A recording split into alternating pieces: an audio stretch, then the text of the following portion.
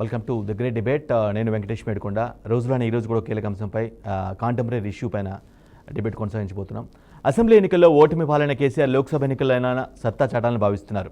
ఇప్పటివరకు బహిరంగ సభలకు మాత్రమే ప్రాధాన్యం ఇచ్చిన కేసీఆర్ ఈసారి మాత్రం రోడ్ షోలు, కార్నర్ మీటింగ్లలో పాల్గొనాలని నిర్ణయించుకున్నట్టు తెలిసింది.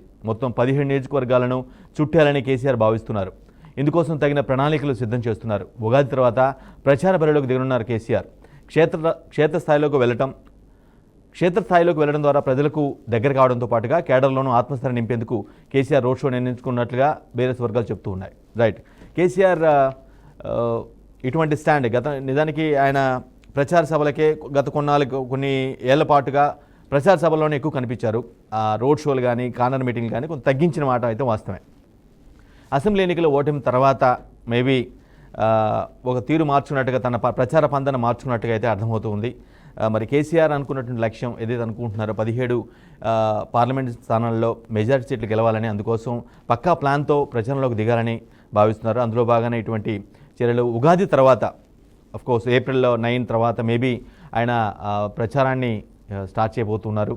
ప్రజల్లో జనంలోకి వెళ్ళిపోతున్నారు. జనరల్గా ప్రచార సభలు అంటే జనరల్గా చుట్టుపక్కల నియోజకవర్గాలు, అక్కడ ఉన్నటువంటి నేతలు వారు జనాన్ని మొబిలైజ్ చేస్తూ ఉన్న పరిస్థితి కనిపిస్తూ ఉంటుంది. కానీ ఈసారి అలా కాకుండా ఈయనే రోడ్ షోల ద్వారా, కార్నర్ మీటింగ్ల ద్వారా నేరుగా ప్రజల్లోకి వెళ్ళే ప్రయత్నం చేస్తున్నారు. రైట్, ఇదే అంశంపై డిబేట్ కొనసాగించబోతున్నాం. మనకి డిబేట్లో పాల్గొనేందుకు బీఆర్ఎస్ నుంచి రామ్మూర్తి గారు, అదేవిధంగా కాంగ్రెస్ నుంచి శ్రీనివాస్ రెడ్డి, అదేవిధంగా ప్రముఖ విశ్లేషకు శేషు గారు సిద్ధంగా ఉన్నారు. రామ్మూర్తి గారు జాయిన్ అవుతారు. రైట్, శ్రీనివాస్ రెడ్డి గారు, ప్రధానంగా కేసీఆర్లో వచ్చిన ఈ మార్పుని మీరు ఏ విధంగా చూస్తారో? అఫ్కోర్స్ ఆయన ప్రచార సభలకే మాత్రమే కొన్ని ఏళ్ళ చాలా గ్యాప్ తర్వాత రోడ్ షోలకి, కార్నర్ మీటింగ్కి సిద్ధమైనట్టుగా అర్థమవుతుంది. ఓటమి నేర్పిన పాఠాలు అనుకోవాలా, లేదంటే మిమ్మల్ని ఏ విధంగానే కాంగ్రెస్ని ఏ విధంగానైనా ఓడించాలని లక్ష్యం అనుకుంటున్నారా? ముందుగా టీఆర్ఎస్ ప్రధానికానికి ఎక్కువ, అదేవిధంగా తిరునగర శేషు గారికి అందరూ కూడా అక్కడ ఉన్న ప్యానల్ నమస్కారం అండి. ముఖ్యంగా ఏంటంటే కేసీఆర్ ప్రచారాన్ని మార్చారు అంటున్నారు. కేసీఆర్నే జనం మార్చారు. కేసీఆర్ జనం మార్చిన తర్వాత ప్రచారం ట్రెండ్ మార్చాలనుకుంటున్నారు. ఉగాది తర్వాత రావడం అంటే ఏప్రిల్ 9 తర్వాత రావడం అంటే అప్పుడు మన తెలంగాణలో మరి మే 11 ఎన్నికలు. అంటే ఆయన ప్రచారం చేయడానికి కూడా సమయాన్ని తెలివిగా తగ్గించుకుంటున్నాడు. ఎక్కడ కూడా ప్రచారం చేస్తే ఎక్కడ రెస్పాన్స్ లేదని ఆయనకు మొత్తం అర్థమైపోయింది. వాస్తవంగా మనం చూస్తూనే ఉన్నాం. ఎక్కడ కూడా ఒక అభ్యర్థులు కూడా స్ట్రాంగ్ లేదు. ఆయన కూడా ఎమ్మెల్యేలు పెట్టడం, వలస వచ్చిన వాళ్ళని, అంటే మామూలు నాయకులు ఎంపీ కేడర్ లేని కూడా పెట్టడం కూడా మనం ఇటీవల గమనించాము. అభ్యర్థుల కోసం వెతికి దోరాడి, అంటే గతంలో చూసుకున్నప్పుడు మరి 2019లో చూసుకున్నాం మనం ఇదే మేలు. అప్పుడు అభ్యర్థులు పోటీ పడి వచ్చారు. కానీ ఇవాళ ఎవ్వరు కూడా కేసీఆర్ తరఫున, అంటే బీఆర్ఎస్ తరఫున ఎవ్వరు కూడా ఉండడానికి ఇష్టపడలేదు. కారణం ఏంటంటే బీఆర్ఎస్ ఏదైతే మొన్న నవంబర్లో వచ్చిన ఓట్లు మొత్తం కూడా గ్రాఫ్ అంతా కంప్లీట్గా పడిపోయింది. నాయకులు పోవడమే కాదు, నాయకులతో పాటు ప్రజల్లో కూడా చాలా మార్పు వచ్చింది. కేసీఆర్ చేసే పనులు ప్రజలకు కూడా విరక్తి కలిగించినాయి. ఇవాళ ఇన్నర్ రింగ్ రోడ్ కూడా చూసాం మనం. ఇన్నర్ రింగ్ రోడ్ లో తప్పుడు లెక్కలు చూపించేసి పోయిన సార్ ఉన్నప్పుడు ఆ కంపెనీ ఎస్టిమేషన్ పంపమంటే నెలకు 40 కోట్లు ఇన్నర్ రింగ్ రోడ్ లో టోల్ గేట్ వస్తుందని చెప్పారు. కానీ ఇప్పుడు కొత్తగా వచ్చిన సంస్థ 60 కోట్లు చూపిస్తుంది పర్ మంత్. అంటే ఇంత పెద్ద భారీ మోసాలు కూడా మనం గమనించవచ్చు. ఇవన్నీ కూడా అంటే ఇంత పెద్ద దానాన్ని కూడా పెట్టి ఆ కాంట్రాక్ట్ లో కూడా మరి ఆ తక్కువ రేటుకి 30 సంవత్సరాల పాటు ఇవ్వాల్సిన అవసరం కూడా లేదు. మరి కొన్ని వేల కోట్ల రూపాయల చేతులు మనని అర్థమవుతుంది. ఇలా కేసీఆర్ చేసిన ప్రతి పనిలో, మంత్రులు చేసిన ప్రతి పనిలో అవినీతి చాలా స్పష్టంగా కనపడుతుంది. నాకు తెలిసి, నేను 8th క్లాస్ నుంచి విద్యార్థి పాలిటిక్స్ లో ఉన్నాను. నాకు తెలిసి భారతదేశ చరిత్రలో ఇంత అవినీతి ప్రభుత్వం ఏది కూడా లేదని అనుకుంటుంది. అందుకనే కేసీఆర్ గారు కళ్ళు కలిసి బాధ పెట్టారు, ఇంట్లో కూర్చున్నాడు. ఒక మూల కూర్చొని మళ్ళీ ఇప్పుడు నేను అవ్వని తర్వాత వస్తా, నేను కేసీఆర్ పందా మార్చారు, కేసీఆర్ జనం మార్చారు, out and out dated KCR. ఎందుకంటే నేను చాలా స్పష్టంగా చెప్తాను, ఇది కాంగ్రెస్ పార్టీ రాష్ట్ర అధికార ప్రతినిధి కాదు. ఎందుకంటే ఒక పబ్లిక్ లో తిరిగిన వ్యక్తిగా, యూనివర్సిటీలో చదువుకున్న వ్యక్తి, ఒక న్యాయవాదిగా, ఒక జనాలు ఉన్న వ్యక్తి కూడా చాలా స్పష్టంగా నేను ఎక్కడ అడుగుతున్నా, సూర్యాపేట కానీ, మా ఖమ్మం కానీ, హైదరాబాద్ వచ్చిన ఎక్కడికెక్కడ పబ్లిక్ లో వరంగల్ కూడా అడిగినప్పుడు కూడా కేసీఆర్ కి పూర్తిగా గ్రాఫ్ పడిపోయింది. ఇవాళ కేసీఆర్ అంటే అబద్ధాల కోరి వాళ్ళ మొత్తం బయటపడింది.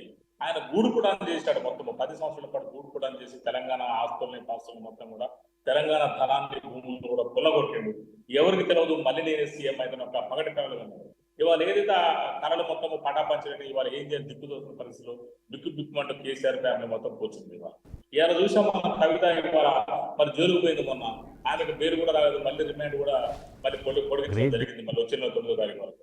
కనీసం అంటే ఇక్కడ ఆమె క్లియర్ గా ఎస్టాబ్లిష్ అయింది. ఆమె ఎక్కడైతే నేరం చేసినా కూడా మరి మనకు ఒక ప్రైమా ఫేసీగా అర్థమవుతుంది. ఇట్లాంటి పరిస్థితులు ఎక్కడో ఉన్నామే ఈ ఇక్కడ నుండి ఒక రోజు ఇంటర్వ్యూలో ఏం చెప్తుందంటే, నేను ఒకవేళ ముఖ్యమంత్రి ఏం చేస్తుంది మేడం మీరు అడిగితే ఒకవేళ ఇవ్వంటే నేను ఫస్ట్ మరి సారా లేకుండా ఉద్యమం చేస్తాను. చూడండి లిక్కర్లో పోయి ఆమె ఇవాళ కుంభకోణం చేసిందని చెప్పేసి వాళ్ళ దర్యాప్తు సంస్థల మీద మరి ఇట్లాంటి పరిస్థితి వచ్చింది. మరి ఇది ఎంతవరకు నమ్మశక్యం కావాలో కూడా మరి ఒకసారి ఆలోచించుకోవాలి. మరి ఇది ఏ విధంగా పెట్టారు వాళ్ళు?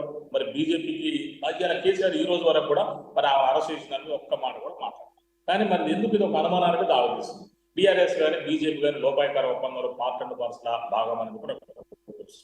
ఎందుకంటే ఆయన ఏం బాధపడట్లేదు, వర్రీ కావట్లేదు. మంచిగా పోతున్నారు వాళ్ళ అమ్మాయి కేసీఆర్ గారు, ఇక్కడ ఉంటే హరీష్ రావు గారు, కేటీఆర్ గారు, వాళ్ళందరూ జగదీష్ రెడ్డి గారు అందరూ పోతున్నారు వస్తున్నారు తప్ప ఆమె మొన్న ఒక కామెడీ జోక్ ఏంటంటే, నేను నిన్న మన చదివా ఆమె నట మొదలడానికి మన కవిత గారు, మైబాదేవి కవిత గారు, సత్యవతి రాథోడ్ గారు కొంతమంది మొదలడానికి పోయారట. పోయిన తర్వాత వీళ్ళు ఏడుస్తుందట, పోయిన వాళ్ళు ఏడుస్తుంటే ఆమె మీరేం ఏడవద్దు, ఇది మరీ రివర్స్ పంచ్ అనమాట. ఎవరన్నా అక్కడ జైలున్నా ఏడవాలి, కానీ బయట వాళ్ళు ఏడిచినట్టు కానీ ఇది ఎంత డ్రామా మనం అర్థం చేసుకోవచ్చు.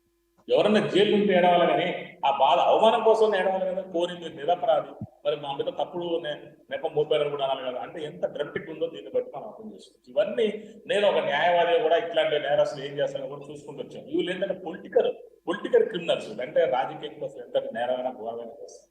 అలాంటి దాంట్లో దీంట్లో భాగంగానే తీశారు. ఇవాళ రాష్ట్రాన్ని వాళ్ళ ఫ్యామిలీ అందరూ కూడా హరీష్ రావు గారు కానీ, కేసీఆర్, కేటీఆర్, కవిత కానీ, సంతోష్ రావు గారు కానీ మొత్తం 5 అయితే ప్రధానంగా ఈ రాష్ట్రానికి కొల్లగొట్టారు.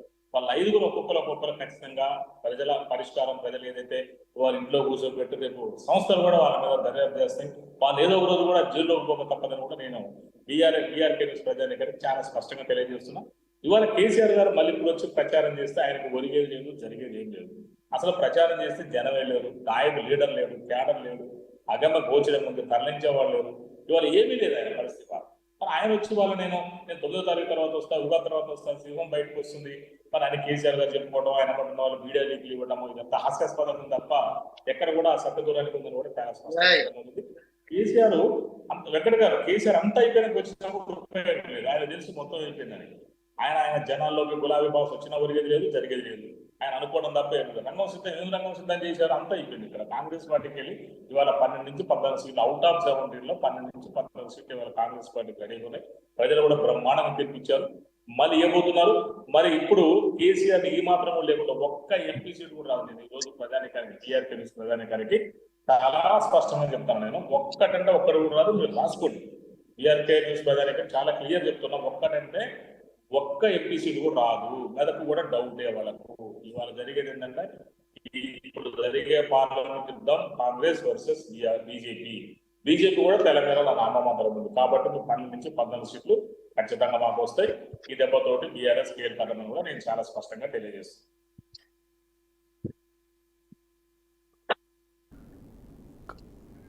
కాంగ్రెస్ నేతలు ఏదైతే ఆరోపిస్తున్నారో బీఆర్ఎస్కి ఒక్క సీటు కూడా రాదు ఈ పార్లమెంట్ ఎన్నికల్లో అని ఏదైతే బలంగా కాంగ్రెస్ నేతలు ఆరోపిస్తున్నారో ఆ భయంతోనేనా మీ పార్టీ అధినేత కూడా కొంత ప్రచార పందాన్ని మార్చి రోడ్ షోలు, కార్నర్ మీటింగ్ ద్వారా దగ్గరే ప్రయత్నం చేస్తున్నారు? రామూర్తి గారు. సరే, మద్దిరెడ్డి శ్రీనివాస్ గారు కాంగ్రెస్ పార్టీ నాయకుడు కాబట్టి వాళ్ళకు అనుకూలంగా చెప్తాడు. నేను ఒక్కటే అడుగుతున్నాను, కాంగ్రెస్ పార్టీకి ఈ 100 రోజుల తర్వాత ఆయన రెఫరెండం రేవంత్ రెడ్డి గారు ఏం చూసి ఓటేయాలి? మీరు ఇచ్చిన, నేను ఒక్కటే స్ట్రైట్ గా సమాధానం చెప్పాలి. నేను అడుగుతున్న సమాధానం, మీరు ఇచ్చిన 12-13 గ్యారంటీలలో ఏ గ్యారంటీని మీరు ఫుల్ఫిల్ గా అమలు చేశారు? ఒకటి, మీరు ఇస్తానన్న మహిళలకు 2,500 రూపాయలు ఈ రోజు వరకైనా ఇచ్చారా? 2, మీరు చేస్తానన్న రుణమాఫీ 2 లక్షల రూపాయలు చేశారా? మీరు ఇస్తానన్న 4,000 రూపాయలు వృద్ధాప్య పెన్షన్ ఇచ్చారా? మీరు ఇస్తానన్న రైతు బంధు 15,000 రూపాయలు ఇచ్చారా? మీరు ఇస్తానన్న కళ్యాణ లక్ష్మి తులం బంగారం ఇచ్చారా? మీరు ఇస్తే చెప్పండి, మీకు ఓట్లు పడతాయి. మీరు అన్నట్టు 17 సీట్లు గెలుస్తారు, 14 సీట్లు అని మీ ముఖ్యమంత్రి అంటున్నారు. 14 గెలుస్తాయి. మీరు ఏ ఒక్కటి అమలు చేయకుండా ఏ మొహం పెట్టుకొని మన ప్రజల దగ్గరికి వస్తారు అనేది నేను. కేసీఆర్ గారు మేము చేయాల్సింది చేస్తున్నాం.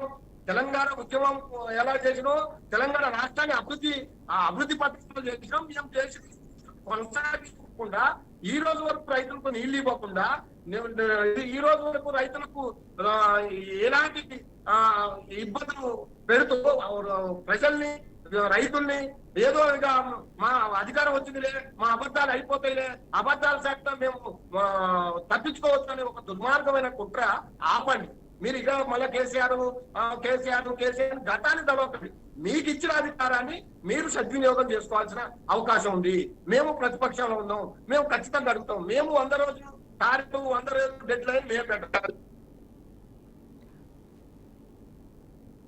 అడుగున్నాం. కాబట్టి ఇప్పటికైనా మీరు చేయాల్సిన పనులు చేయండి. ఆ తర్వాత మీరు వచ్చి ఎంపీ ఎన్నికల్లో ఓట్లాడగండి. లేకపోతే ఖచ్చితంగా ఎందుకంటే నీళ్లు పంటలకు నీళ్లు రావడం లేదు, రైతులకు తాగడానికి నీళ్లు రావడం లేదు, ఇబ్బందులు పడుతున్నారు. మీరు అది చేయకుండా ఎంక్వైరీ చేస్తాము, అరెస్టు చేస్తాము, జైలుకు పంపిస్తున్నాం, ఇవే మాటలు తప్ప మీరు కొత్తగా చేసింది ఏంటంటే నేను అడుగుతున్నాను. కాబట్టి కేసీఆర్ గారు ఖచ్చితంగా మా యొక్క క్యాడర్ ఉన్నది. నేను ఇంతకుముందు కూడా చెప్పాను, మేము తెలంగాణ రాష్ట్రంలో అతిపెద్ద పార్టీ. ఎందుకంటే 65 లక్షల మంది ఉన్న సభ్యత్వం ఉన్న పార్టీ మాది. కాబట్టి మాకు ఎక్కడ ఇబ్బందులు లేవు, మాకు ఎక్కడ డిస్ట్రిబ్యూషన్ లేవు. మా క్యాడర్ సరిగ్గా అయి ఉంది. ఒక్కడిద్దరు పోయినంత పదవుల కోసం పోయినంత మాత్రం మా పార్టీ ఏం లేదని ఈ సందర్భంగా తెలియజేస్తున్నాం. కాబట్టి మేము అడిగిన సమాధానం ఖచ్చితంగా మీరు చెప్పాల్సిన అవసరం ఎంతైనా ఉందని ఈ సందర్భంగా తెలియజేస్తున్నాం. రైట్. శేషు గారు, ఇప్పుడు రామూర్తి గారు మీరు ఒకటి అడిగారు. ఇప్పుడు 100 రోజులు కాలేదు, మీరు అది చేశారా, ఇది చేశారా, అది చేశారు. మీకు తెలుసు కేసీఆర్ ఒక కేసీఆర్ 100 అబద్ధాలు. ఇవాళ తెలంగాణ రాష్ట్రంలో ప్రతి ఒక్క పౌరుడికి కూడా తెలుసు, ప్రతి ఒక్క పిల్లగాడికి కూడా తెలుసు, పండు ముసలికి కూడా తెలుసు. ఇవాళ మీరు 10 ఏళ్ల పాటు నుండి ఏమి చేయకుండా రాష్ట్రాన్ని అప్పుల కుప్పగా మార్చి ఇవాళేమో 100 రోజుల్లో కాంగ్రెస్ చేసిందా? మేము ఇచ్చింది 6 గ్యారెంటీలు. అవి స్థూలంగా 6 గ్యారెంటీలు కూడా సూక్ష్మంగా చూసినప్పుడు 13 గ్యారెంటీలు ఉన్నాయి. ఇవాళ 5 గ్యారెంటీలు అమలు అయిపోయింది కదా. మరి ఎన్నికల కూడా వచ్చినప్పుడు అమలు చేయాల్సి మీరు కూడా తెలుసు కదా. 94 లక్షల వైట్ రేషన్ కార్డు ఉంటే ఎంతమందికి మీరు రేషన్ కార్డు ఉన్న వాళ్ళకి కంప్లైంట్ ఇస్తా అన్నారు. మరి ఎందుకు ఇవ్వడం లేదు? గ్యాస్ అంతే చేశారు, 200 యూనిట్లు అంతే చేశారు. ఒకరి తర్వాత ఒకరు మాట్లాడండి ప్లీజ్. శ్రీనివాస్ రెడ్డి గారు, రామూర్తి గారు. ఇది ప్రజలకు అర్థమైంది. రామూర్తి గారు మీరు ప్రతిసారి మాట్లాడినట్టు గమనిస్తున్నా, మధ్యలో దూరుతారు. మాట్లాడినప్పుడు మీరు ప్రశ్న అడిగినప్పుడు సమాధానం చెప్పినా కూడా మళ్ళీ చేస్తే మీరు అడిగారు కదా. మీరు అడిగినప్పుడు ఏంటంటే అవి సాధ్యపడే 100 రోజుల లోపల సాధ్యపడవు. మీరు ఇలా రాష్ట్రాన్ని అప్పుల కుప్పగా మార్చారు. మేము చెప్పినామా 100 రోజులలో ముఖ్యమంత్రి తెలియదా? మేము చెప్పామా 100 రోజులలో అన్ని అమలు చేస్తామని మేము చెప్పినామా? మీరు మాట్లాడండి. ఒకరి తర్వాత ఒకరు మాట్లాడితేనే సాధ్యమవుతుందా అని అది మీ ముఖ్యమంత్రి తెలియదా? మీరు ప్రామిస్ చేసేటప్పుడు తెలియదా? రైట్. శేషు గారు, కేసీఆర్ ప్రచార పందాలో వచ్చిన మార్పును మీరు ఏ విధంగా అర్థం చేసుకుంటారు? శేషు గారు,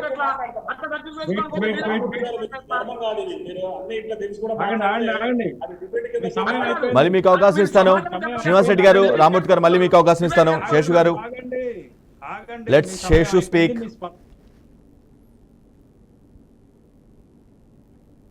శేషు గారు, శ్రీనివాస్ రెడ్డి గారు మాట్లాడాలి, ఆయన సమాధానం చెప్పాలి, నేను వినాలి. శేషు గారు, నేను ఆవేశపడతలేదే, చాలా మంచిగా అడుగుతున్నాను. శేషు గారు, మేక్ యూ పాయింట్. శేషు గారు, కేసీఆర్ ప్రచార పందాలో వచ్చిన మార్పుని ఏ విధంగా అర్థం చేసుకుంటారు? మీరు ఏ విధంగా విశ్లేషిస్తారు? శేషు గారు. వెంకట్ గారు మళ్ళీ ఒకసారి. కేసీఆర్ గతంలో వరకు ఆయన ప్రచార సభలకు ప్రాధాన్యత ఎక్కువ ఇచ్చారు. అఫ్ కోర్స్ రోడ్ షోలు, కార్నర్ మీటింగ్లు గతంలో చాలా కాలం క్రితం ఆయన చేశారు. బట్ చాలా లాంగ్ గ్యాప్ తర్వాత మళ్ళీ ఎన్నికల ప్రచారంలో వాడబోతున్నారు రోడ్ షోలు కానీ కార్నర్ షోలు కానీ. ఈ మార్పుని ఏ విధంగా అర్థం చేసుకుంటారు, ఏ విధంగా విశ్లేషిస్తారు మీరు? అందరికీ నమస్కారం. మే 13వ తారీఖు నాడు జరిగేటటువంటి లోక్సభ ఎన్నికలకు తెలంగాణ రాష్ట్రంలో ఉన్నటువంటి ప్రధాన రాజకీయ పార్టీలన్నీ రంగం సిద్ధం చేసుకున్నట్లుగా మనకి కనపడుతున్నాయి. ఇప్పటికే భారతీయ జనతా పార్టీ 17 మంది పోటీ చేసేటటువంటి లోక్సభ అభ్యర్థులను ప్రకటించేసింది. బీఆర్ఎస్ పార్టీ కూడా తన పార్టీ తరఫున పోటీ చేసేటటువంటి 17 మంది లోక్సభ అభ్యర్థుల్ని ప్రకటించేసింది. కాంగ్రెస్ పార్టీ 9 మందిని ప్రకటించింది. ఇంకొక 8 మందిని ప్రకటించేటటువంటి దశలో కసరత్తు చేస్తున్నట్టుగా మనకు కనపడుతుంది. అయితే ఈ ఈ ఎన్నికలలో ఉన్నటువంటి టార్గెట్స్ ఏంటి అంటే, కాంగ్రెస్ పార్టీ 12 నుంచి 14 లోక్సభ స్థానాలను గెలవాలని ఒక టార్గెట్ పెట్టుకుంటే, Bharatiya Janata party double digit కి చేరాలనేటటువంటి టార్గెట్ పెట్టుకుంది. ఇప్పుడు మన ప్రశ్న ఏంటంటే, 10 సంవత్సరాలుగా ఒక దశాబ్దం పాటు తెలంగాణ రాష్ట్రాన్ని పరిపాలించినటువంటి బీఆర్ఎస్ పార్టీ టార్గెట్ ఏంటి అనేటటువంటి ప్రశ్న తలెత్తుతుంది. ఎందుకు టార్గెట్ అడుగుతున్నామంటే, నవంబర్లో 2023 నవంబర్లో జరిగినటువంటి శాసనసభ ఎన్నికల్లో అభ్యర్థులను ప్రకటించేటప్పుడు కేసీఆర్ గారు ఒక స్పష్టంగా చెప్పారు, మేము 95 నుంచి 105 మంది శాసనసభ్యుల్ని గెలవబోతున్నాం అనేటటువంటి ఒక టార్గెట్ పదే పదే చెప్పారు. కానీ ఇప్పుడు లోక్సభ ఎన్నికల్లో టార్గెట్ ని ఎక్కడ కూడా ప్రకటించలేనటువంటి స్థితిలో పార్టీ కనపడుతుందనే విషయాన్ని ఒకటి గమనించాలి. రెండవది, 2023 శాసనసభ ఎన్నికల సందర్భంగా ఒక్క కేసీఆర్ 85 బహిరంగ సభల్లో ప్రసంగించారు.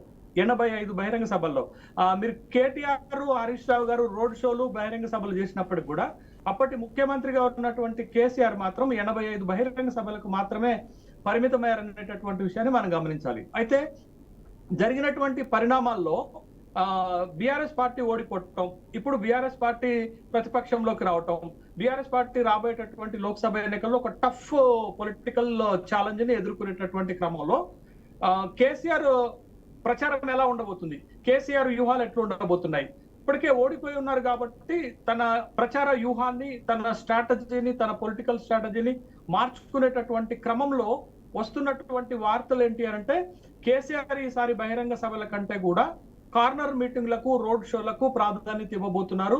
రోడ్ షోల ద్వారా, కార్నర్ మీటింగ్ల ద్వారా ప్రజలను ప్రత్యక్షంగా కలుసుకోబోతున్నారు అనేటటువంటి వార్తలు వస్తున్నాయి. ప్రచార వ్యూహాన్ని బీఆర్ఎస్ పార్టీ మార్చుకోబోతుంది అనేటటువంటి విషయం అయితే మనకి కనపడుతుంది. ఇప్పటి వరకు జరిగినటువంటి ఈ 3 నెలల కాలంలో, 100 రోజుల కాలంలో జరిగిన పరిణామం ఏంటంటే, కేసీఆర్ పెద్దగా క్రియాశీలకంగా లేరు.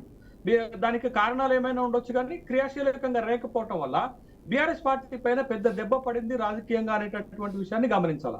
ఈ 100 రోజుల్లో జరిగినటువంటి 3 పరిణామాలు మనకి చాలా కీలకం. ఒకటి పరిణామం ఏంటి అని అంటే, బీఆర్ఎస్ పార్టీ నుంచి వలసలు పెద్ద ఎత్తున పోయాయి. ఆ వలసల్లో కూడా రెండో శ్రేణి నాయకత్వం, స్థానిక సంస్థల్లో ఉన్నటువంటి నాయకత్వం పెద్ద ఎత్తున బీఆర్ఎస్ ని వీడి కాంగ్రెస్ పార్టీలో చేరటం బీఆర్ఎస్ పార్టీకి దెబ్బ ఒకటి. రెండవది, ఈ 100 రోజుల పరిపాలనా కాలంలో అధికార పక్షము ప్రభుత్వ ప్రజా వ్యతిరేకతను పెద్దగా కొని తెచ్చుకోలేదు అనేటటువంటి విషయాన్ని గమనించాలా. మూడోది, ఈ 100 రోజుల్లో కేసీఆర్ ఇన్యాక్టివ్ గా ఉండటం, క్రియాశీలకంగా లేకపోవటం, ఈ 3 పరిణామాలలో ఎక్కువ నష్టం జరిగింది బీఆర్ఎస్ పార్టీకే. ఆ నష్టాన్ని పూడ్చుకొని రాబోయేటటువంటి లోక్సభ ఎన్నికల్లో పార్టీ బలంగా నిలబడాలి అంటే ఈ విధమైనటువంటి ప్రచార వ్యూహాన్ని కేసీఆర్ తీసుకోబోతున్నారు అనేటటువంటి అభిప్రాయం వ్యక్తమవుతుంది. మీరు చూడండి, 2023 శాసనసభ ఎన్నికలను కనుక పరిశీలిస్తే బీఆర్ఎస్ పార్టీకి కాంగ్రెస్ పార్టీకి ఓట్ల డిఫరెన్స్ 4,80,000 మాత్రమే, అంటే 1.8% ఓట్ల తేడా మాత్రమే ఉంది. కానీ ఈ 100 రోజుల్లో జరిగినటువంటి పరిణామ క్రమాల్లో బీఆర్ఎస్ పార్టీ పెద్ద ఎత్తున రాజకీయంగా నష్టపోయింది అనేటటువంటి అభిప్రాయం వస్తున్న క్రమంలో దరిదాపు 7 నుంచి 8% ఓట్లను కోల్పోయింది అని ప్రీపోల్ సర్వేలు చెప్తున్నటువంటి క్రమంలో పార్టీని నిలబెట్టడానికి రాబోయేటటువంటి లోక్సభ ఎన్నికల్లో మినిమం మార్జిన్ ఆఫ్ సీట్స్ అన్న గెలవటానికి కేసీఆర్ ఈ రకమైనటువంటి ప్రచార వ్యూహాన్ని, ఎత్తుగడలను తీసుకున్నట్లుగా మనకు కనపడుతుంది. అయితే ఈ ప్రచార వ్యూహం, ఎత్తుగడలు ఎంతవరకు సక్సెస్ అవుతాయనేది ఎన్నికల ఫలితాల వరకు మనం వేచి చూడాల్సినటువంటి అంశమే. అయితే ఇప్పటికిప్పుడు ఉన్నటువంటి రాజకీయ వాతావరణం తెలంగాణ రాష్ట్రంలో కనుక చూస్తే లీస్ట్ గా మనకి కనపడుతున్నటువంటి పార్టీ బీఆర్ఎస్ పార్టీనే కనపడుతుంది. ఆ బీఆర్ఎస్ పార్టీ రాబోయేటటువంటి లోక్సభ ఎన్నికల నాటికి పుంజుకోగలుగుతుందా అంటే ఆ పరిస్థితులు, ఆ వాతావరణం కనపడట్లేదు. ఒక కేసీఆర్ గాని బీఆర్ఎస్ పార్టీకి గాని ఒకే ఒక్క అంశము మిణుకుగా కనపడుతుంది. అది ఏంటి అని అంటే, ఇప్పటికే తెలంగాణ రాష్ట్రంలో 10 లక్షల ఎకరాలలో వరి పంట ఎండిపోయింది. ఆ ఎండిపోయినటువంటి వరి పంటలను పరిశీలించడానికి కేసీఆర్ నల్గొండ జిల్లాని ఎంచుకున్నట్లుగా మనకు తెలుస్తుంది. ప్రత్యక్షంగా ఫీల్డ్ సర్వేకి వచ్చేసి క్షేత్రస్థాయిలో పరిశీలన చేయడానికి కేసీఆర్ బయలుదేరుతున్నట్లుగా మనకి కనపడుతుంది. ఈ ఒక్క అంశం తప్ప ఈ 100 రోజుల్లో ప్రభుత్వం పైన ఆరోపణలు చేయడానికి, బీఆర్ఎస్ పార్టీ పుంజుకోవటానికి ఒక్క అంశం కూడా అందుబాటులోకి రాలేదు, ఒక్క అంశం కూడా సహకరించలేదు. కాబట్టి లోక్సభ ఎన్నికల్లో బీఆర్ఎస్ పార్టీకి పెద్దగా ప్రయోజనం కలిగేటటువంటి అంశాలు కనపడట్లేదు. పెద్దగా ఒక 4 లోక్సభ స్థానాల్లో మాత్రమే బలంగా కనపడుతుంటే శేషు గారు, ఇదే అంశంపై డిబేట్ కొనసాగిద్దాం. శేష్ గారు, ఇదే అంశంపై డిబేట్ కొనసాగిద్దాం. ది గ్రేట్ డిబేట్లో ఇప్పుడు షార్ట్ బ్రేక్ తీసుకుందాం. బ్రేక్ తర్వాత డిబేట్ కొనసాగుతుంది. Right, welcome back to the great debate. Ugadi తర్వాత కేసీఆర్ ఎన్నికల ప్రచారం జరగబోతుంది. పర్టికులర్గా ఆయన ప్రచార పందాన్ని కూడా కొంత మార్చినట్టుగా అర్థమవుతుంది. ఆయన షెడ్యూల్ కూడా అలానే డిజైన్ కాబోతుందని తెలిసింది. ముఖ్యంగా రోడ్ షోలు, కార్నర్ మీటింగ్ల ద్వారా జనాల్లోకి వెళ్ళే ప్రయత్నం చేయబోతున్నారు. రైట్, శ్రీనివాస్ రెడ్డి గారు, జనరల్గా ప్రచార సభలంటే కొంత జనాలకు అభివాదంతోనే సరిపోద్ది. బట్ రోడ్ షోలు, కార్నర్ మీటింగ్ ద్వారా ఏంటంటే ఇంటరాక్షన్ కొంచెం పెరిగే అవకాశం ఉంటుంది, జనాలకు బాగా దగ్గరయ్యే అవకాశం ఎక్కువ ఉంటుంది. సో అటువంటి పరిస్థితులు మీ కాంగ్రెస్ పార్టీ లక్ష్యాలు ఏదైతే అనుకుంటున్నారో, ఈ విధంగా 14 కొట్టేస్తాం, 15 కొట్టేస్తాం అని, ఆ అంచనాలు తలకిందులయ్యే అవకాశం లేదంటారా? ఇప్పుడు ఒకటి చూడండి వెంకట గారు, నేను చాలా స్పష్టంగా చెప్తున్నా. గతంలో కేసీఆర్ గారు 85 బహిరంగ మీటింగ్లు పెట్టానా, అంటే భారీ బహిరంగ సభలు పెట్టానా, ఇవాళ రోడ్ షోలు, కార్నర్ మీటింగ్ల కాడికి వచ్చిందంటే పరిస్థితి ఎక్కడైపోయిందో మనం అర్థం చేసుకోవచ్చు. ఇవాళ కేసీఆర్ మీటింగ్లకు జనం వచ్చేటట్లేరు. గతంలో కూడా వచ్చిన జనం కూడా తరలిస్తే కొంతమంది వచ్చారు, స్వతహాగా కొంతమంది వచ్చారు. ఇవాళ తరలించిన వచ్చేటట్టు లేరు, తరలించే వాళ్ళు అంతకన్నా లేరు. కాబట్టి కేసీఆర్ గారు ఏంటంటే తెలివిగా రోడ్ షోలు, కార్నర్ మీటింగ్లు, ఎందుకంటే కార్నర్ మీటింగ్లో 100 మంది 200 మంది ఉన్నా సరిపోద్ది. అక్కడ ఈయనమంటే ఒక 50 కార్లు 100 కార్లు ఉంటాయి. అదొక పెద్ద షో చేసి తప్ప ఇల్లు ఎక్కడ కూడా జనాలు రాదని అర్థమైపోయింది. ఎందుకంటే ఇందాక మనం గమనించినట్లయితే ఏ ఒక్క పార్టీ కూడా మరి అప్పుడు గతంలో కేసీఆర్ 100 సీట్లు వస్తాయి, 95 సీట్లు వస్తాయి, 105 సీట్లు వస్తాయని ఒక మార్జిన్ పెట్టారు. మరి ఇవాళ ఏది మార్జిన్ మనం చాలా గమనించవచ్చు ఈ విషయాన్ని కూడా. సో కనీసం ఒక్కడి తెలుసు అని కూడా చెప్పే పరిస్థితులు లేరు ఇవాళ. కాబట్టి ఈ రోడ్ షోలు, కార్నర్ మీటింగులు, దారిలో పోతుంటే చేతులు కూడా ఇట్లా చిన్న అనమాట. అంటే ఇవాళ ఏదో స్టార్టింగ్ పార్టీలకు పెట్టుకున్నారు తప్ప బహిరంగ సభలకు ఎవరు జనం రారు. Very clear. ఇప్పుడు మేము వచ్చే ఏప్రిల్ 1st వీక్ లో మేము భారీ బహిరంగ సభ పెట్టబోతున్నాం ఒక్కొక్కరు. అప్పుడు కూడా పెట్టాము 16, 17 తారీఖులలో కూడా. ఇప్పుడు కూడా మళ్ళీ పెట్టబోతున్నాం. ఎందుకంటే బహిరంగ సభను ముందే బహిరంగంగా ప్రకటించారు. ఇక్కడ సీక్రెట్ దాపరేక లేదు. మరి ఏడు వరకు కూడా కేసీఆర్ గారు ఏంటి వాజ్ తర్వాత అది కూడా కార్నర్ మీటింగ్లు, రోడ్ షోలు అంటున్నారు తప్ప ఎక్కడ కూడా సభల గురించి, సమావేశాల గురించి ఎక్కడ కూడా లీగల్ కానీ చెప్పడం కానీ చేయాలి.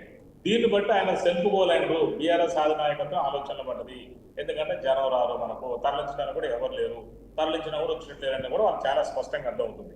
ఇంకొకటి ఏంటంటే వాళ్ళ గ్రాఫ్ ఇప్పుడు చాలా వరకు నేను స్పష్టంగా చెప్పేది ఏంటంటే వాళ్ళ గ్రాఫ్ అసెంబ్లీ ఎన్నికల నుంచి పార్లమెంట్కి వచ్చే వరకు ఇవాళ కాంగ్రెస్ పార్టీకి 10 నుంచి 15% చాలా స్పష్టంగా పెరిగినాయి. ఎందుకంటే నేను గ్రామ స్థాయి నుంచి వచ్చిండి, మా ఊరి నుంచి వచ్చిండు కాబట్టి. శ్రీనివాస్ రెడ్డి గారు, గ్రామాల్లో ఎక్కడ కూడా శ్రీనివాస్ రెడ్డి గారు, ప్రచార సభలకు జనం రారు, అందువల్ల ఇట్లా చేస్తున్నారు అంటారు. దానిదే ఉంది, వాళ్ళు జనాల్లోకి మరింత బలంగా వెళ్ళడం కోసం ఈ పద్ధతిని ఎంచుకున్నారనుకోవచ్చు కదా. అప్పుడు ఇప్పుడు మీరు చెప్పింది కరెక్టే వెంకట గారు. ఎందుకంటే అసలు బహిరంగ సభలు లేకుండా ఎవరైనా అసలు కార్నర్ మీటింగ్లు ఎట్లుంటాయండి? బహిరంగ సభలు ఒక్కటి ఉండి ఇప్పుడు ఆదినాయకుడు ఒక 10 సంవత్సరాల పాటు ముఖ్యమంత్రి చేసి పెద్ద ఆదినాయకత్వం ఇలా కేసీఆర్ తెలంగాణ తెచ్చింది నేనే, ఇచ్చింది అంటే చూసిన వ్యక్తి ఇవాళ కార్నర్ మీటింగ్ అంటే కొత్త నాయకుల్లాగా, అప్కమింగ్ లీడర్ లాగానో అంటే పెడుతుందంటే ఏంటి? ఇవాళ ఇప్పుడు అంత జనం రావట్లేదని ఒక ఆలోచనలో పడిపోయారు. ఇవాళ బహిరంగ సభలు పెట్టేది కేసీఆర్ టార్గెట్ పెట్టేవారు. ఇవాళ 3 లక్షల మంది ఊసిపెడితే జనం రావద్దు, చాలా మంది జనం వస్తున్నారు, ఇవాళ మా ఒక్క పిలిపిస్తే చాలు మా కేసీఆర్ గారు సింహాన్ని గర్జిస్తారు ఇవాళ అని చెప్పేసి మన భారీ బహిరంగంగా డైలాగులు మనం గమనించాం గతంలో. మరి ఇవాళ లేవు ఇవాళ. ఎందుకంటే కాంగ్రెస్ పార్టీ ఇవాళ 10 to 15 గ్రామ పార్టీలో పెరిగిపోయింది. 10 నుంచి 15% ఓట్లు తెలంగాణ రాష్ట్రంలో ఇవాళ కాంగ్రెస్ పార్టీ పెరిగింది. గతంలో చూసుకోండి బీఆర్ఎస్ చాలా నష్టపోయింది. వాళ్ళ కొన్ని ఓట్లు కూడా వాస్తవం చెప్పాలంటే కొన్ని బీజేపీ పోయిన మాట యథార్థమే. కాబట్టి వాళ్ళ ఒక్కటి కూడా గెలుస్తాము, మీ సీటు గెలుస్తాము అని చెప్పే పొజిషన్ లేరు, చెప్పడానికి కూడా అవకాశం లేదు. ఎందుకంటే అభ్యర్థులు కరువు ఉన్నారు. కనీసం లోయర్ కేడర్ లేదు, గ్రామ స్థాయిలో కానీ మండల స్థాయిలో కానీ అభ్యర్థులు మన శ్రీనివాస్ రెడ్డి గారు అభ్యర్థులు పూర్తిగా ప్రకటించిన తర్వాత కూడా దొరకట్లేదంటే కరెక్ట్ కాదేమో. శ్రీనివాస్ రెడ్డి గారు, మొత్తం 17 స్థానాలకి ఈవెన్ హైదరాబాద్ సహా అన్నిటికీ ప్రకటించేశారు.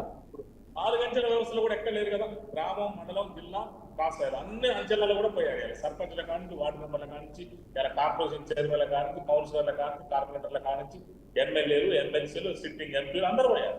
అంటే ఒక్కొక్కరు మీరు పైన పోతే ఎవరు పోవట్లేదు అనుకోవచ్చు, కానీ అండర్ గ్రౌండ్ నుంచి అంటే గ్రామ స్థాయి నుంచి కూడా ఇవాళ పార్టీ క్యాడర్ లేని పరిస్థితి. వాళ్ళు ఎక్కడ కూడా మీరు చూడండి, ఇంతకు ముందు బిఫోర్ ఎలక్షన్స్, ఆఫ్టర్ ఎలక్షన్స్ అన్నట్టు ముందు ఇప్పుడు పరిస్థితి వాళ్ళు.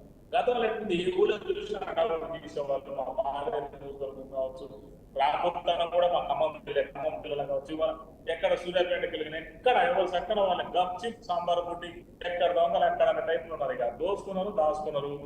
మీరు ఎట్లా మా అసలు కాపాడుకోవాలి, ఎట్లా ఆ ఒక్క డిఫెన్స్ మెథడ్ తీసుకుంటున్నారు తప్ప ఇవాళ పార్టీని కాపాడటానికి వాళ్ళు ఒక్కరు కూడా లేరు. పార్టీని కాపాడే పరిస్థితులు లేరు వాళ్ళు.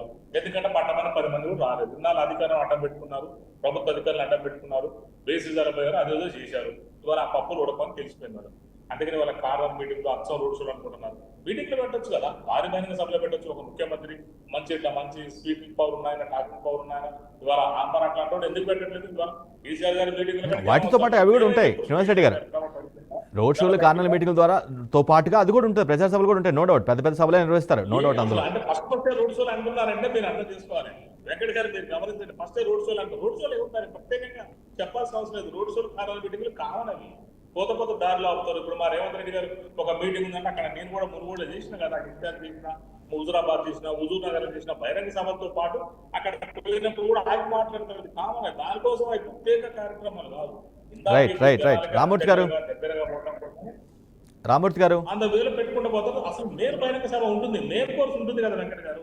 అసలు main course meeting road show mobilise కావాలి, ఎక్కడ గ్యాదరింగ్ కావాలి కదా, సోషల్ గ్యాదరింగ్. రామూర్తి గారు పార్లమెంట్ ఎన్నికల్లో మెజారిటీ సీటు లక్ష్యమా, లేదంటే ఓడిపోవని కొంత నైర్యాసంతో, తీవ్ర నిరుత్సాహంతో ఉన్న బీఆర్ఎస్ శ్రేణుల్లో, క్యాడర్లో ఒక ఉత్సాహాన్ని నింపేందుకంటారా ఈ రోడ్ షోలు, కార్నర్ మీటింగ్లు? ఇప్పుడు నేను ఇంతకు ముందు కూడా చాలా సార్లు చెప్పంటున్నా, శ్రీనివాస్ రెడ్డి గారికి తెలుసు, శేషయ్య గారికి తెలుసు, మేము ఓడిపోయింది ఓన్లీ 1.1% సహకరించండి. వీళ్ళు బలుపును వాపును చూసి బలుపు అనుకుంటున్నారు. వీళ్ళు చేసిన 100 రోజుల పరిపాలనే ప్రజలకు విసుకొచ్చింది. ఆల్రెడీ అర్థమైపోయింది ప్రజలకు. మేము గొప్ప నాయకుడిని వదులుకున్నాం, మా నాయకుడు వల్ల మాకు నీళ్లు వచ్చేది. ఇప్పుడు అదే కేసీఆర్ గారు అంటే మొత్తం పంటలు ఎండిపోకపోయేది, కరెంటు బ్రహ్మాండంగా వచ్చేది, మోటార్లు పేలకపోయేది అనేది ప్రజలకు అర్థమైపోయింది. కాబట్టి వీళ్ళు చెప్పే మాయ మాటలు ఇక నమ్మే పరిస్థితులు లేరు. అయిపోయింది. మీకు 64 సీట్లు ఇచ్చారు, వీళ్ళు గెలిచారు, మీరు అధికారంలో ఉన్నారు, మీరు చేయాల్సిన పనులు చేయలేదు. కాబట్టి కేసీఆర్ కాదండి, నాకు అర్థం కాదు. సీనా, నేను మాట్లాడేటప్పుడు నేను మాట్లాడొద్దని మాట్లాడలే. నేను ఒకసారి ఇప్పుడు కేసీఆర్ గారు ఏం చేయాలో మీరు చెప్పాలా? మా పార్టీ మేము ఓకే, మేము బాగా ఇబ్బందులో ఉన్నామా, కష్టాలలో ఉన్నామా, ఓడిపోయి ఉన్నామా, లేదా బాధలలో ఉన్నామా, మేము అన్నింటినీ బేరీజ్ చేసుకొని జరిగిన తప్పుల్ని ఖచ్చితంగా అంచనేసుకొని పోస్ట్ మార్టం చేసుకొని ఖచ్చితంగా మళ్ళీ అధికారం ఎలా రావాలి, ఏ పార్టీ అయినా చేస్తారు. మా కేసీఆర్ గారు సంగతి మీకు తెలిసి ఎందుకు మాట్లాడుతున్నారు, భయపడుతున్నారు. ఓకే, మా పార్టీ అసలు ఏ బాగలేకుంటే మీ పార్టీ నేను ఇంతకు ముందు కూడా మనం డిబేట్ లో అడిగినాం, 130 సంవత్సరాలు కాంగ్రెస్ పార్టీకి అభ్యర్థులు ఎందుకు కరువయ్యారు, ఎందుకు బీఆర్ఎస్ పార్టీ నాయకుల్ని తీసుకొని వాళ్ళని మాత్రమే ప్రకటిస్తున్నారు? దానికి మీ దగ్గర సమాధానం లేదు. ఎందుకు అంటే మీకు నాయకులు మీకు లేరా, మాకు లేరా? మా దగ్గర నుంచి మీ దగ్గరకు వచ్చి మీరు నాయకులు, మీరు పదవులు ఇస్తున్నారా? మేము వేరే వాళ్ళ దగ్గర నుంచి తీసుకొచ్చుకుంటున్నాం. కాబట్టి మేము బ్రహ్మాండంగా ఉన్నాం. మా క్యాడరు 65 లక్షల మంది సభ్యత్వం ఉన్న బీఆర్ఎస్ పార్టీ క్యాడర్ తో లోకలేదు. ఎవడో ఒక్కటిద్దరు ఎమ్మెల్యేలు లేకపోతే ఎవరో ఎంపీలు ఓడిపోతానని తెలిసి వాళ్ళకి టిక్కర్లు ఇయ్యారని తెలిసి మీ పార్టీలోకి వచ్చి మీ దగ్గర టిక్కర్లు పొందితే అది మీ దురదృష్టమే. ఖచ్చితంగా బీఆర్ఎస్ పార్టీని ప్రజలు ఆదరిస్తారు రేపు. ఎందుకు అంటే ఇప్పటికే అర్థమైపోయింది, మా కేసీఆర్ గారిని మేము చేతులారా పోగొట్టుకున్నాం. ఇప్పుడు మళ్ళీ ఆయనని ముందుకు తీసుకురావాల్సిన బాధ్యత మాకున్నదని మాకు ఈ రోజు ఒక్కటే అడుగుతున్నానండి. శ్రీనివాస్ రెడ్డి గారు మా ఖమ్మం జిల్లా వాసి, గొప్ప కాంగ్రెస్ పార్టీ నాయకుడు. అయ్యా, మీ దగ్గర నుంచి ఈ ఖమ్మం జిల్లా నుంచి 3 మంత్రులు అయ్యారు, 7 ఎమ్మెల్యేలు కూడా మీ పార్టీ వాళ్ళే గెలిచారు. మరి ఎందుకండి ఆ 3 కుటుంబాలు మీరే ఫ్యామిలీ నుండి ఎగబడ్డారని చెప్పిన వాళ్ళు ఆ 3 తప్ప ఇంకెవరు? నేను ఒక పెళ్లికి పోయిన ఇవాళ ఒక ఫంక్షన్ లో పెడితే వాళ్ళు అడిగే క్వశ్చన్ ఏంటంటే, సార్ వీళ్ళు 3 తప్ప గట్టి విక్రమార్క గారి సతీమణి గారు, పొంగులేటి గారి తమ్ముడు, తుమ్మల నాగేశ్వరరావు గారి కొడుకు తప్ప కాంగ్రెస్ పార్టీలో ఇంకెవరు లేరా? ఎవరు? ఒక జిల్లా అధ్యక్షుడు ఉన్నాడు, ఒక టౌన్ అధ్యక్షుడు ఉన్నాడు, మీలాంటి వాళ్ళు ఉన్నారు, చాలా గొప్ప కాంగ్రెస్ పార్టీ నాయకులు. గెలిచే సీట్ అని మీ దాంట్లో. మరి మీరు దమ్ముంటే కాంగ్రెస్ పురువుద్దులను, కాంగ్రెస్ పార్టీ సీనియర్లను పెట్టొచ్చు కదా. ఎందుకు మరి వాళ్ళనే మళ్ళా కుటుంబ సభ్యుల్ని ఎదుగుతున్నారు? ఇక్కడ మీరు ఎప్పుడైనా పోస్ట్ మార్టం చేస్తున్నారా? మీరు తీసుకున్నది మీకు అడుగుతున్నా. మల్కాజ్గిరిలో మీ ఎమ్మెల్యేలు ఎవరున్నారు? మొత్తం మా ఎమ్మెల్యేలు ఉన్నారు. అక్కడ మా ఎంపీనే గెలుస్తారు. సికింద్రాబాద్ మీ ఎమ్మెల్యేలు ఎవరున్నారు? మా ఎమ్మెల్యేలు ఉన్నారు. అక్కడ మేమే గెలుస్తున్నాం. మీకు కరీంనగర్ మీకు ఎవరన్నా అసలు ఓటేసే పరిస్థితి ఉన్నదా? అక్కడ బీజేపీకి మాకు ఉంటది. నిజామాబాద్ లో బీజేపీ మాకు ఉంటది. చేవెళ్లలో మేమే ముందున్నాం. ఇప్పుడు మన ఆర్ఎస్ ప్రవీణ్ కుమార్ గారు వచ్చిన తర్వాత మహబూబ్ నగర్, నాగర్ కర్నూలు కూడా మేము గెలవబోతున్నాం. కాబట్టి మాకున్న లక్ష్యాలు మాకుంటాయి. మేమేదో Right. ఉత్తుత్త రాజకీయాల కోసం వచ్చిన పార్టీ కాదు, ఇది ఒక ఉద్యమ పార్టీ. దీనికి ఒక పంతా ఉంటది, దీనికి ఒక లక్ష్యం ఉంటది. దీనికి మంచి కరుడు కట్టిన ఉద్యమకారులు 4 వాళ్ళు చాలా మంది పదవుల కోసం బ్రదర్. పదవులు వస్తూ ఉంటాయి, పోతా ఉంటాయి. పోయిన Right. పదవులు Right. శేషు గారు. అది కాదు. పంక్తు రాజకీయాలు మీరేగా, కేసీఆర్ గారు పంక్తు రాజకీయం అని చెప్పింది కేసీఆర్. భారతదేశంలో అదే రాజకీయాలు మీరే రాజకీయాలు డైనమిక్స్ మా శేష్ గారు డైనమిక్స్ మార్చుంటాయి. మేము కూడా పునర్నిర్మించుకుంటాం భయ్. మేము కూడా మా యొక్క పొరపాట్లని, మా వాటిని కొన్ని జరిగిన ఇబ్బందులు ఇంత ముందు రైట్ ఇద్దరు ఒకేసారి మాట్లాడితే అర్థం కాదు. శేషు గారికి అవకాశం ఇస్తాను. ఒకరి తర్వాత ఒకరు మాట్లాడండి. శేషు గారు, కేసీఆర్ ప్రచార శైలిలో వచ్చిన మార్పు రాబోయే ఎన్నికల్లో వచ్చే ఓట్లు, వచ్చే సీట్లలో ప్రభావం చూపిస్తుందా? శేషు గారు ప్లీజ్ 1 by 1 ఇద్దరు ఒకేసారి మాట్లాడద్దు. శ్రీనివాస్ రెడ్డి గారు, రామ్మూర్తి గారు, ఇద్దరిని రిక్వెస్ట్ చేస్తున్నాను, ఇద్దరు ఒకేసారి మాట్లాడద్దు. శేషు గారు, నా పాయింట్ అర్థమైందా? వినపడలేదండి, వాళ్ళిద్దరు అట్లా మాట్లాడితే ఎలా వినపడుతుంది? కేసీఆర్ ప్రచార శైలిలో వచ్చిన మార్పులు వచ్చే ఎన్నికల తర్వాత ఓట్ల రూపంలో, సీట్ల రూపంలో, సీట్లలో ఆ ప్రభావం కనిపించుద్దా?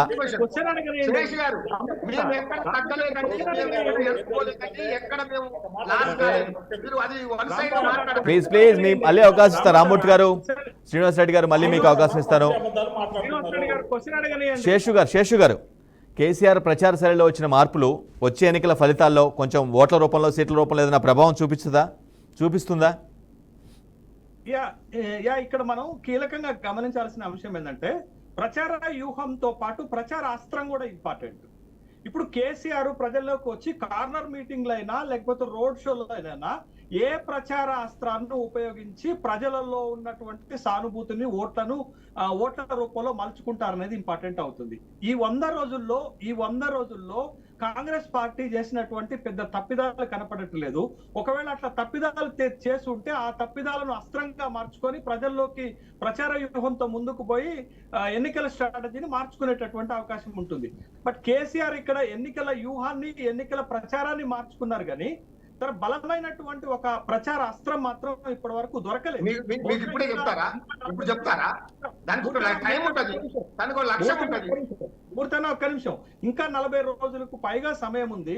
ఈ 40 రోజుల పైగా సమయంలో రైతాంగం నుంచి వచ్చేటటువంటి వ్యతిరేకతను, పంటలు ఎండిపోతున్నటువంటి విషయాలను, రైతులకు నీళ్లు ఇవ్వలేనటువంటి విషయాలను బీఆర్ఎస్ పార్టీ ఎంత మేరకు ప్రచారాస్త్రంగా మలుచుకుంటుంది, ఎంత మేరకు ఎన్నికల అస్త్రంగా మలుచుకుంటుంది, ఎంత మేరకు ఓటర్లోకి వెళ్ళగలుగుతుంది, వాటిని ఎంత మేరకు ఓట్లుగా మార్చుకుంటుంది అనేటటువంటి విషయాన్ని మనం ఎదురు చూడాలి. అయితే ఇప్పుడు రాష్ట్రంలో ఇప్పుడు జరుగుతున్నటువంటి 2 కీలక పరిణామాలు. ఒకటి ఏంటి అని అంటే, కవిత అరెస్ట్ గాని, ప్రణీత్ రావు వ్యవహారం గాని బీఆర్ఎస్ పార్టీకి పెద్ద నష్టం చేస్తుంది. రాజకీయంగా మనకు కనపడదు, కానీ ఇది రేపటి ఎన్నికల్లో ప్రతిస్పందించేటటువంటి అవకాశం ఉంటుంది. ఒక పక్క కవిత అరెస్టు, రెండోది ప్రణీత్ రావు వ్యవహారము రేవంత్ రెడ్డి పైన సామాన్య ప్రజల్లో ఒక సానుభూతి వ్యక్తమవుతున్నటువంటి అంశంగా మనం చూడాలి. రెండో వైపున ఏంటి అని అంటే, కాంగ్రెస్ పార్టీ చేస్తున్నటువంటి ఒక పొలిటికల్ స్ట్రాటజీ ఎత్తుగడ ఏంటి అంటే, ఎక్కడైతే బీఆర్ఎస్ బలంగా ఉందో అక్కడ వలసలను ప్రోత్సహించి బీఆర్ఎస్ కి ఉన్నటువంటి కొద్దిపాటి గెలుపు అవకాశాలను కూడా తన వైపుకు తిప్పుకునేటటువంటి వలసల రాజకీయం చేస్తుంది. ఈ రోజు జరిగిన పరిణామం చూడండి. మెదక్ లోక్సభ పరిధిలో ఉన్నటువంటి నర్సాపూర్ లో బలమైనటువంటి కనకారెడ్డి నేతలు 2014లో గెలిచారు, 2019లో గెలిచారు, 2023లో సునీతా లక్ష్మారెడ్డికి టికెట్ ఇచ్చేటటువంటి క్రమంలో కనకారెడ్డికి ఇవ్వలేదు. కనకారెడ్డి ఇప్పుడు కాంగ్రెస్ పార్టీలో చేరిపోతున్నారు.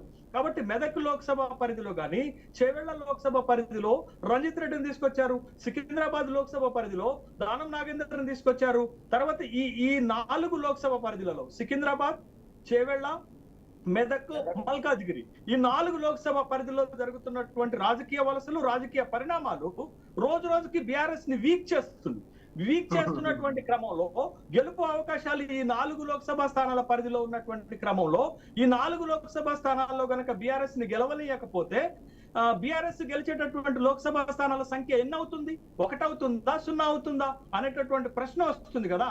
అంటే కాంగ్రెస్ పార్టీ అధికారం ఉంది, అధికారంలో ఉన్నటువంటి బలంతో తను వేస్తున్నటువంటి రాజకీయ ఎత్తుగడలు కేసీఆర్ ఎత్తుగడల కంటే బలంగా కనపడుతున్నాయి. కాబట్టి ఇప్పుడు పెద్దగా రాష్ట్రంలో నష్టం జరిగేటటువంటిది బీఆర్ఎస్ పార్టీకే నష్టం జరుగుతుంది. ఎందుకంటే కాంగ్రెస్ పార్టీ అధికారంలో ఉంది, ఆ అధికారాన్ని ఎన్నికల కోసం ఉపయోగించుకుంటుంది. ఖచ్చితంగా కేంద్రంలో బీజేపీ అధికారం ఉంది, మోడీకి సానుకూలమైనటువంటి వాతావరణం ఉంది, దాన్ని వాడుకుంటుంది. మరి ఇప్పుడు బీఆర్ఎస్ కు ఉన్నటువంటి పొలిటికల్ అస్త్రం ఏంటి, రాజకీయ అస్త్రం ఏంటి? ఏ అస్త్రాన్ని ఉపయోగించి బీఆర్ఎస్ పార్టీ రేపు వాళ్ళు అనుకునేటటువంటి లోక్సభ స్థానాలను గెలవబోతున్నారు? కాబట్టి ప్రచార వ్యూహం కంటే కూడా ప్రచార అస్త్రం ముఖ్యమైనటువంటి అంశం.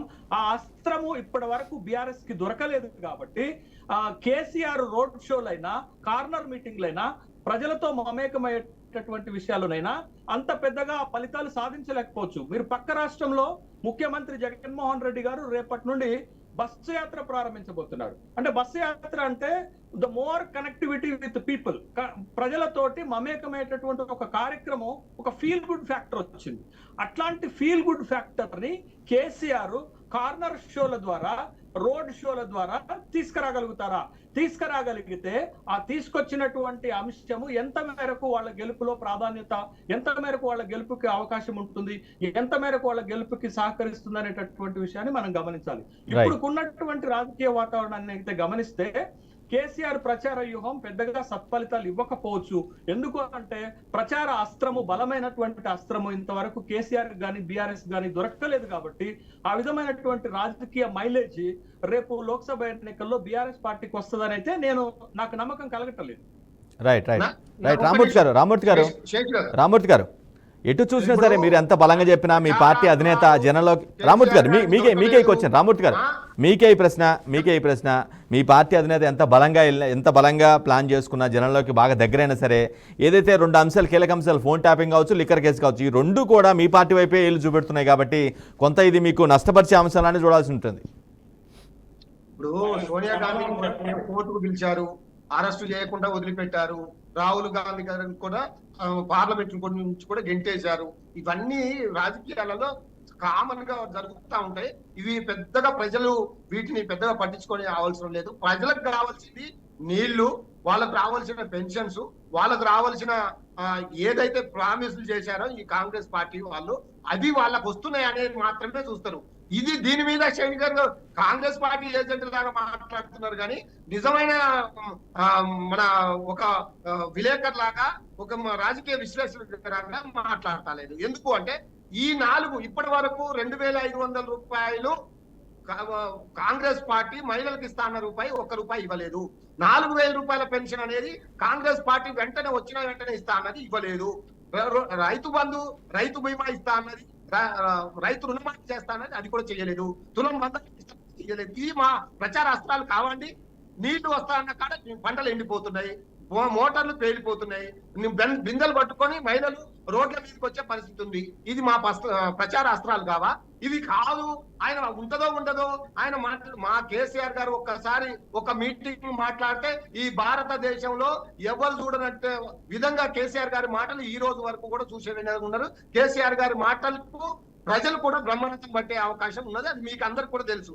ఆయన సత్తా ఏందో తెలుసు, ఆయన దమ్ము ఏమో తెలుసు, ఎలా ప్రత్యర్థులని మట్టి కనిపిస్తాడో కూడా తెలుసు. సరే, ఒక్క దాంట్లో చిన్నగా చిన్న పొరపాటు జరిగి ఏదో కొంత మెజార్టీ తోటి అధికారం కోల్పోయినంత మాత్రం మొత్తం పోయిందని మేము అనుకోం. కాబట్టి మీరు కూడా చెప్పే ముందు ఖచ్చితంగా మాకు ప్రతి పార్లమెంటు నియోజకవర్గానికి 3 మీటింగులు ఉంటాయి. ఇవాళనే ప్రకటించారు 3 మీటింగులు ఉంటాయని కూడా ప్రకటించారు. కాబట్టి బహిరంగ సభలు ఉంటాయి, కార్నర్ మీటింగులు ఉంటాయి, కేసీఆర్ గారి రోడ్ షోలు ఉంటాయి. ప్రతి దాన్ని మేము ఇంతకుముందు అందరూ వివిధ పార్టీలకు పోయిన వాళ్ళు ఆయన పోయిరు, మాకు పీడ పోయింది.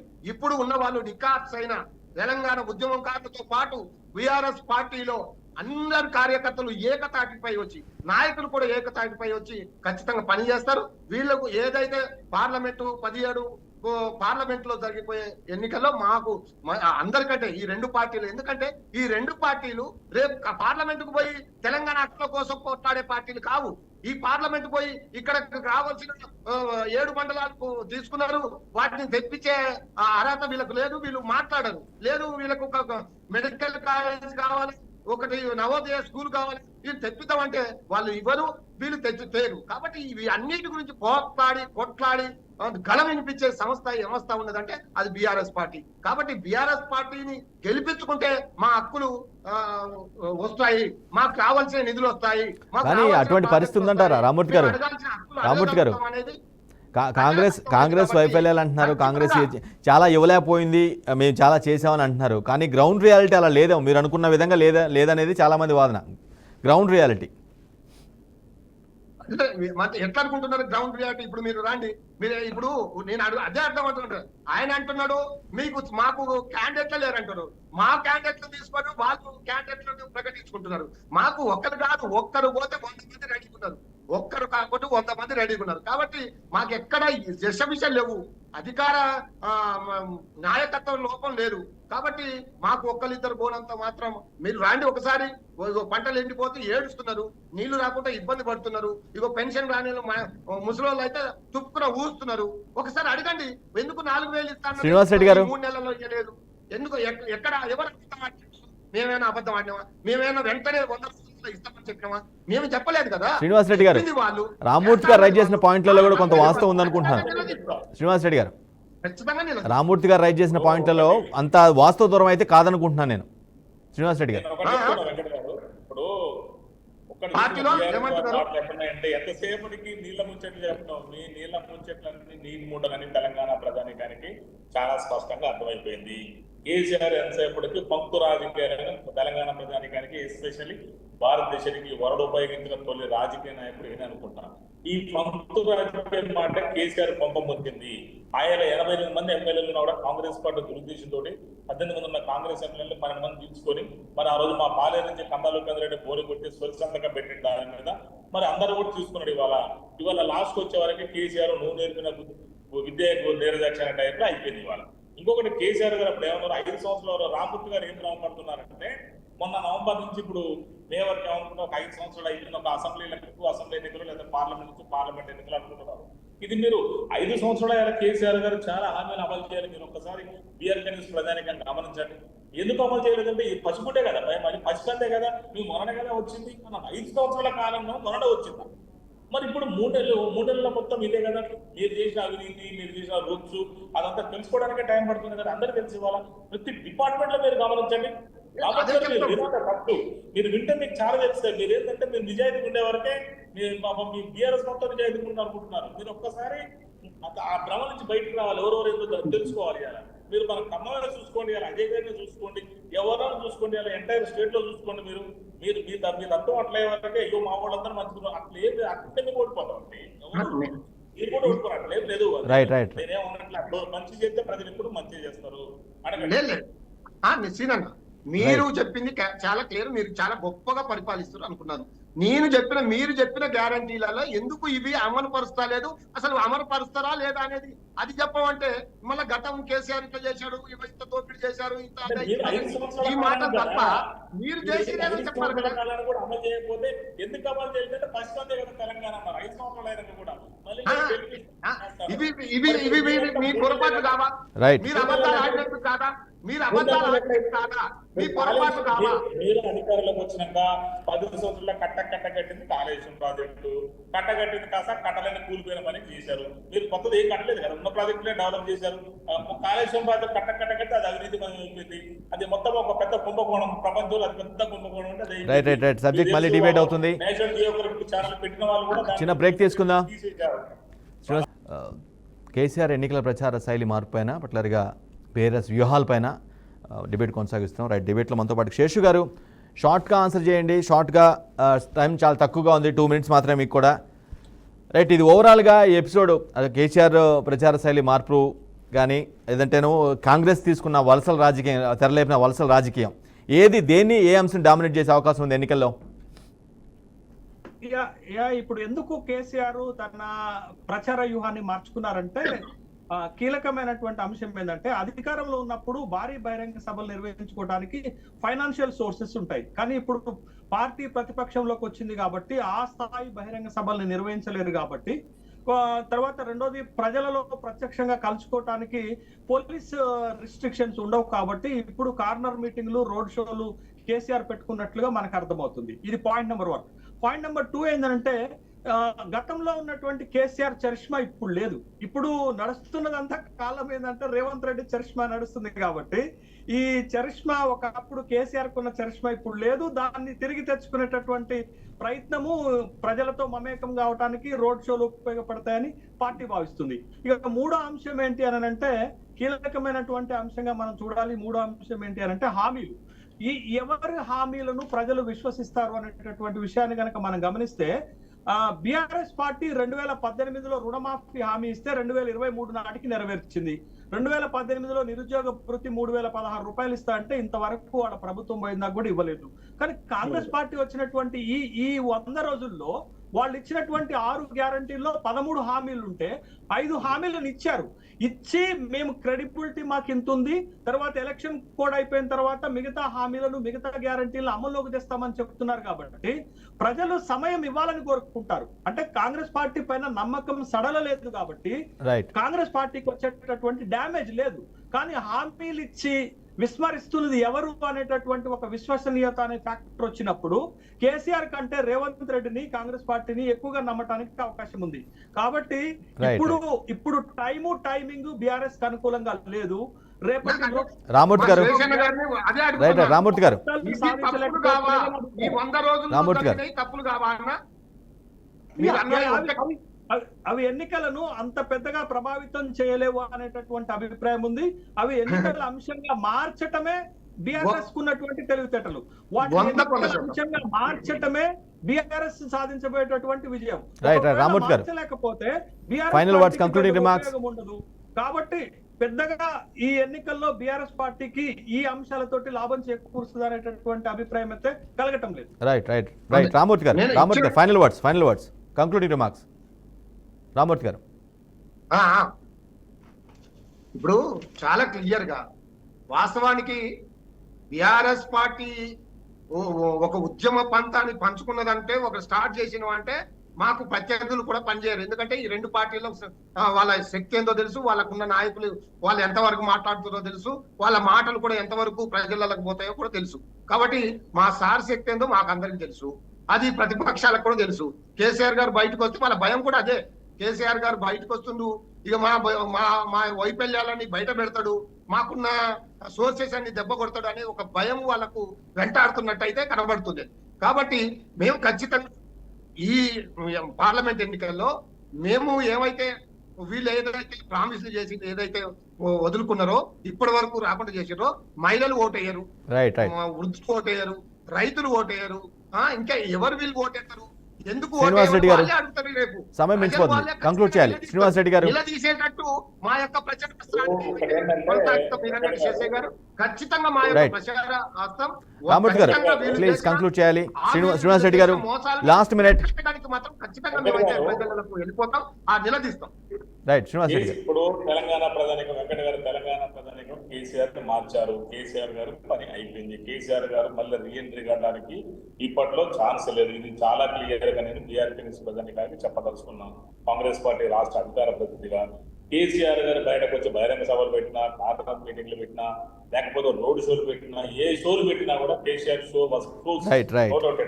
కాబట్టి వచ్చే ఎన్నికల్లో Congress party right. Thank you so much Ramurthy garu, thank you so much Seshu garu, thank you so much Srinivas Reddy garu for your valuable time. ఇది వాళ్ళ ది గ్రేట్ డిబేట్. బీఆర్ఎస్ అధినేత గులాబీ బాస్ ఎవరైతే ఉన్నారో ఆయన ప్రచారీ స్టైల్, ప్రచార పంథాలో కొంత మార్పు అయితే వచ్చింది. అఫ్కోర్స్ ఆ మార్పు ఎటువంటి పరిణామాలు దారితీస్తుంది, ప్రజలతో ఏ విధంగా ఇంటరాక్ట్ అవుతారు, ఎలాంటి అంశాలు ప్రభుత్వంలో కాంగ్రెస్ ప్రభుత్వం యొక్క చేస్తున్న పరిపాలన గురించి ఏ విధంగా తీసుకెళ్తారు, ఆ పార్టీలో ఉన్న ఆ ప్రభుత్వంలో జరుగుతున్న వైఫల్యాలు కానీ లోపల ఏమైనా ఉంటే వాటిని ఏ విధంగా జనంలోకి తీసుకెళ్తారనే దానిపైనే ఖచ్చితంగా బీఆర్ఎస్ భవిష్యత్తు ఆధారపడే అవకాశం అయితే ఉంది. ఇది వాళ్ళ ది గ్రేట్ డిబేట్. మరో డిబేట్లో మళ్ళీ కలుద్దాం. అప్పటివరకు చూస్తున్నారండి బీఆర్కే న్యూస్ తెలుగు సత్తా.